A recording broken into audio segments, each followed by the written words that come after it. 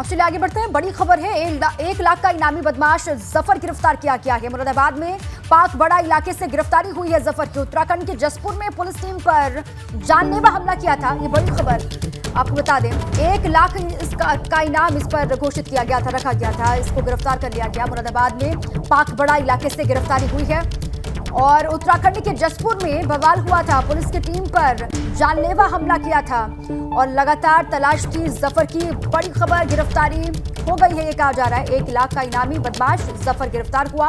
मुरादाबाद के पाकबड़ा से गिरफ्तारी हुई है। ये इसकी एक्सक्लूसिव तस्वीर आपको हम दिखा रहे हैं इस वक्त। जफर तस्वीरों में आप देख सकते हैं। पुलिस ने मुठभेड़ में गिरफ्तार किया है, ये जानकारी है। ये एक्सक्लूसिव तस्वीर आपके सामने। 1 लाख का इनामी बदमाश जफर गिरफ्तार किया गया। लगातार पुलिस की कई टीमें दबिश दे रही थी, छापेमारी भी कर रही थी अलग अलग हिस्सों में। मुरादाबाद के पाकबड़ा इलाके से गिरफ्तारी हुई है जफर की, कहा जा रहा है। और भी क्या डिटेल्स हैं वो भी धीरे धीरे सामने आएंगे। मुठभेड़ के बाद ये गिरफ्तारी हुई है। तस्वीर आपके सामने। हमारे साथी उबैदुर रहमान जुड़ चुके हैं। उबैदुर रहमान, ये कब गिरफ्तारी हुई, कहां से हुई है, जरा बताएं डिटेल्स। देखिए, ये जफर जो है मोटरसाइकिल से जा रहा था, जैसे एसएसपी मुरादाबाद का कहना है। तो क्योंकि चेकिंग चल रही थी, जफर पर इनाम है, ये गैंगस्टर है और खनन माफिया है। इस पर जो उत्तराखंड के जसपुर के पास में जो कुंडा थाना है, वहां पर जो घटना हुई थी, एक महिला की जो मौत हुई थी और पुलिस और इनके खनन माफियाओं के बीच में मुठभेड़ में जो 5 पुलिसकर्मी भी घायल हुए थे, उसमें ये वांछित था। और ये मुरादाबाद के डिलारी थाना इलाके का रहने वाला है और खनन के धंधे से जुड़ा हुआ है। और इसी की तलाश में पुलिस जो है उत्तराखंड में पहुंची थी, जब एक महिला की मौत हुई और वहां पर 5 पुलिसकर्मी घायल हुए थे। उनके हथियार छीन लिए गए थे उत्तराखंड में और उनके साथ मारपीट हुई थी, उनको भी गोली मारी गई थी। तो पुलिस, पूरा उत्तर प्रदेश पुलिस और उत्तराखंड पुलिस, दोनों राज्यों की पुलिस इसकी तलाश कर रही थी। और आज कामयाबी मुरादाबाद पुलिस को उस वक्त मिली जब ये अपने एक साथी के साथ में मोटरसाइकिल से जो पुलिस चेकिंग कर रही थी। अगली सुबह उनको थाना पाकबड़ा पुलिस को सूचना मिली कि कोई बदमाश है जो कहीं भागने का प्रयास कर रहा है। पुलिस के द्वारा उसे रोका गया। कैसा रोड के पास जो भगवानपुर मोड़ है, वहाँ पर पुलिस बदमाशी मुठभेड़ हुई है, जिसमें एक बदमाश इंजर्ड हुआ है और एक कांस्टेबल भी साथ में इंजर्ड हुआ है।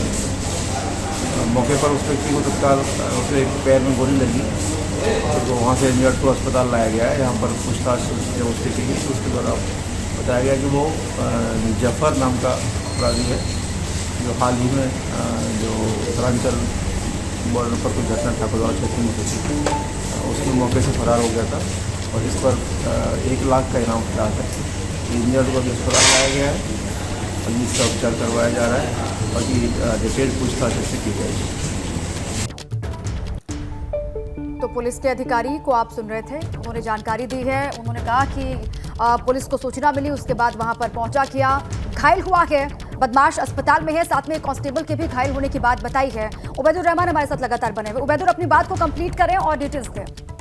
जी देखिए, हम आपको बता दें कि जो 13 सितंबर को एसडीएम पर हमला हुआ था, उसमें भी ये आरोपी था और ये गैंगस्टर है। मुरादाबाद डिलारी थाना इलाके में इसका गांव पड़ता है, वहाँ का ये रहने वाला है। और उसके जब इसकी तलाश में मुरादाबाद पुलिस लगी हुई थी, तो इसने मुरादाबाद पुलिस पर ठाकुरद्वारा इलाके में हमला किया था। और ये हमला करता हुआ उत्तर प्रदेश से उत्तराखंड के जो कुंडा थाना इलाका है, वहाँ का एक भरतपुर गांव है, वहाँ जा चुका था, जैसा कि मुरादाबाद पुलिस ने बताया। उसके बाद मुरादाबाद पुलिस की एसओजी टीम और 12 टीम इसका पीछा करते हुए उत्तराखंड में पहुंची थी, जहाँ पर एक महिला की मौत हुई थी जो ब्लॉक प्रमुख की पत्नी थी। और उसके बाद उत्तर प्रदेश और उत्तराखंड दोनों राज्यों की पुलिस इसकी तलाश में थी, लेकिन ये हाथ नहीं आ रहा था। देर रात इसके बारे में जानकारी मिली, चेकिंग चल रही थी, जब ये एक मोटरसाइकिल से जा रहा था, जैसा कि पुलिस का कहना है कि पाकबड़ा थाना इलाके में दिल्ली रोड पर, वहां पर इसको जब रोकने की कोशिश की तो इसने पुलिस पर फायर किया था। इसमें एक पुलिसकर्मी भी घायल हुआ है, उसके हाथ में गोली लगी है। तो क्रॉस फायरिंग में इसके एक पैर में गोली लगी है और इसको घायल होने पर पुलिस ने गिरफ्तार कर लिया। उसके बाद इसको जिला अस्पताल ले जाया गया और इससे जब पूछताछ की है तो पुलिस को ये कंफर्म हो चुका है कि ये वही जफर अली है जिसकी तलाश थी, गैंगस्टर है। मुरादाबाद के जो ठाकुरद्वारा कोतवाली है, वहाँ पर 2 मुकदमे में ये वांछित है। उसके अलावा डिलारी जो थाना है, वहाँ का ये रहने वाला है, अभी इस पर कुछ मुकदमे हैं और खनन के धंधे से जुड़ा हुआ ये बताया जाता है। और इस पर 1 लाख रुपए का इनाम था। क्योंकि आज उत्तर प्रदेश के मुख्यमंत्री भी मुरादाबाद पहुंच रहे हैं एक कार्यक्रम में, तो पुलिस पर बहुत ज्यादा दबाव था कि जफर गिरफ्तार क्यों नहीं हो रहा, क्योंकि जफर की गिरफ्तारी को लेकर के जी हुए थे, तो एक बहुत बड़ी चुनौती थी मुरादाबाद पुलिस के लिए कि इस तरह का जो गैंगस्टर है वो आखिर गिरफ्तार करने में कामयाबी नहीं मिल पा रही थी। तो देर रात मुरादाबाद पुलिस को ये एक बड़ी कामयाबी मिली है, जिसके बाद इसको जो है अब गिरफ्तार कर लिया गया। उबैदुर रहमान कहां पर ये छिपा हुआ था, कौन इसको संरक्षण दे रहा था, इसको लेकर भी कोई जानकारी मिल पाई है क्या?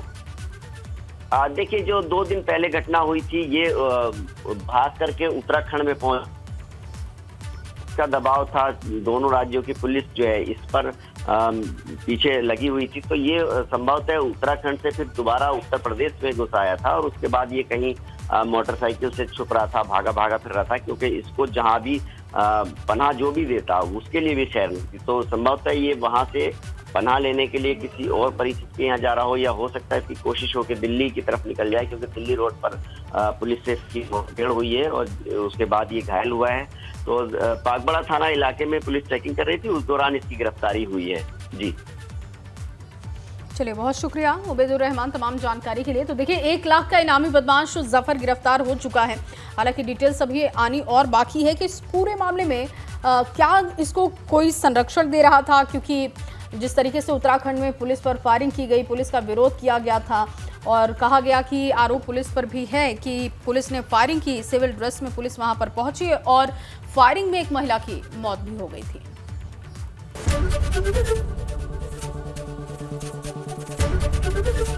एबीपी गंगा, खबर आपकी, जुबान आपकी।